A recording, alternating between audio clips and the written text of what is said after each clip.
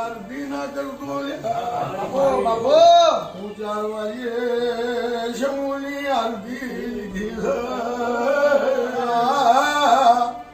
મને તો લઈ જા નહીં પણ ઓની કુળદેવીને લઈ જાશે. અશુકતા માતાને બિહારી છે.